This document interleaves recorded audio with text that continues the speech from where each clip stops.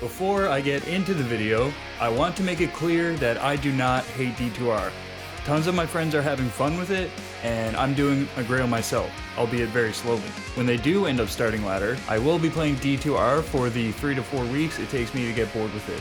With that out of the way, let's get into the video. About 7 or 8 months ago, I got back into Diablo 2 after not playing since I was about 15 years old.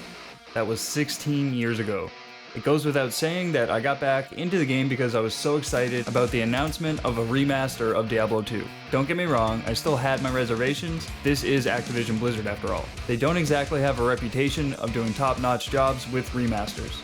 When it was announced that they would just be updating the graphics and not changing the game mechanics, it left me feeling more hopeful that this was pretty impossible to screw up.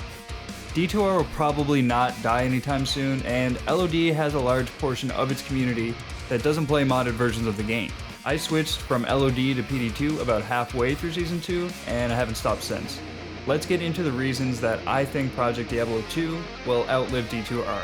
Itemization and drop rates.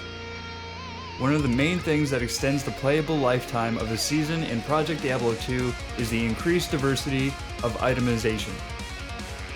The ability to corrupt items with Worldstone shards to either socket the item at a random stat or brick the item not only adds build diversity, but also motivates the player to find that drop more often and to experiment with different corruptions. Drop rates are increased in Project Diablo 2, which actually doesn't take away from how much time you can spend with the game, because many of your drops will end up bricking and becoming useless, or rolling a stat that you don't need. This balance brings more feeling of reward for farming to the player because they find more drops, but the use of corruptions balances out the extra drop rate because most players desire specific corruptions to improve their build. And again, you're going to brick items when you slam them, when you corrupt them. So you need to find more than one of each item. I personally do enjoy the lower drop rates of LOD/D2R. It just makes it feel really rewarding when you find that one thing, and that item is such a big deal. Unfortunately, I have rarely played a ladder on LOD for longer than like a month before feeling like I was done, and that's making multiple characters. I don't really have that experience with PD2. In fact, I'm still playing Season 3 every day. There's also Larzark's Puzzle Box.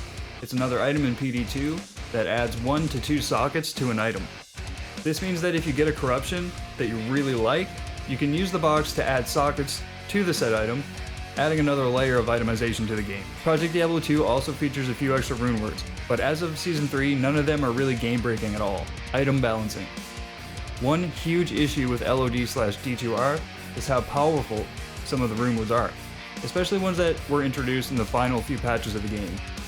In PD2 and other mods, many of these game breaking rune words have been nerfed to bring more balance to itemization, allowing players to have options when choosing their builds. Some examples from PD2 would be the nerfs to Grief and Enigma. The plus damage from Grief no longer applies to shields in Project Diablo 2 when you're smiting, and the teleport on Enigma has been replaced with blink charges. Unlike D2R, there is rarely a case where one specific merc or item is the actual best in slot. Maybe for solo farming, but when you're playing with groups, there's a lot of options. You want the group to have as many auras as possible, and certain auras will take priority, so when you're playing with groups, there's a lot more diversity for build as well. I feel like having build diversity is something that many people miss from older patches of Diablo 2. Being pigeonholed into 3 to 4 builds that are considered good enough to clear all of the content in the game is pretty boring, and it doesn't inspire me at all. So with that aside, people are still theory crafting in LOD, now D2R, to this day. Cooley recently used a new smiter build, maybe like 2 or 3 months ago, to beat the world record for Ubers that had a gavel of pain on swap to cast amp damage. That's just one example, however, and I find it hard to come up with many when it comes to new builds in D2R LOD. Class balancing. Item balancing helps with build diversity in Diablo 2, but obviously balancing the actual class skills really makes a world of difference. The first season of Project Diablo 2 really turned the Diablo 2 meta upside down in terms of class skills. Most of the builds that were super powerful in LOD were now made very weak. And many of the builds used in older patches, or that were never really viable, were now considered the meta. But I have found, with the progression of the game, with each season. I've noticed that the meta is kind of balancing itself out, and things like Hammered In are kind of becoming more viable again. Endgame content. One huge downside to D2R, unless they do decide to release an expansion, is that once you get to a certain point, the only things really left to do are Bail runs, Chaos runs, and Ubers and Declone. It lacks group PvE at endgame to keep the players around for longer periods of time. Many vets switched up to mainly PvP at this point, but for those of us who enjoy group PvE more at the endgame level, it's really nice to have the things that Project Diablo 2 has implemented. In PD2, you have tiered maps, like in most modern RPGs, that return really good experience when it's ran with a good group. You need to have a decent understanding of itemization and game mechanics to gear yourself properly for these maps, and they provide a really fun way to play with groups.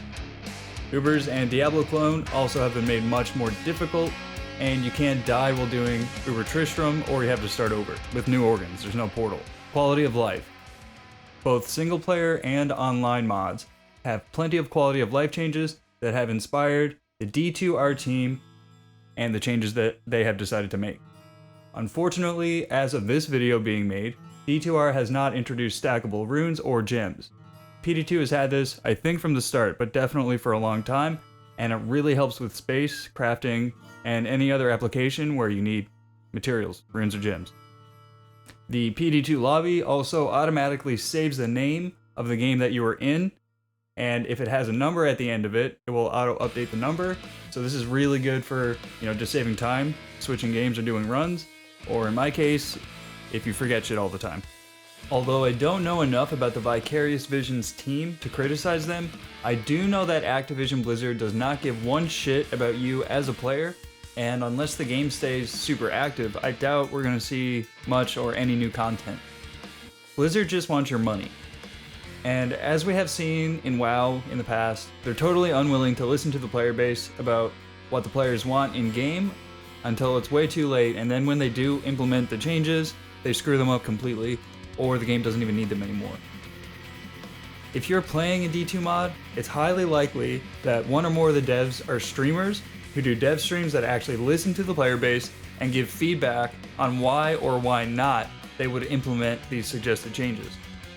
Project Diablo 2 is supported by donations from the community, and servers are relatively stable. I do have to admit that the servers sometimes suffer from DDoS attacks and rollbacks, but nowhere near the level of the unfinished D2R in its present state. If Activision Blizzard were smart, they would have immediately allowed hard modding for online content, and this would have had more active players as the PD2 player base chases the seasons from PD2.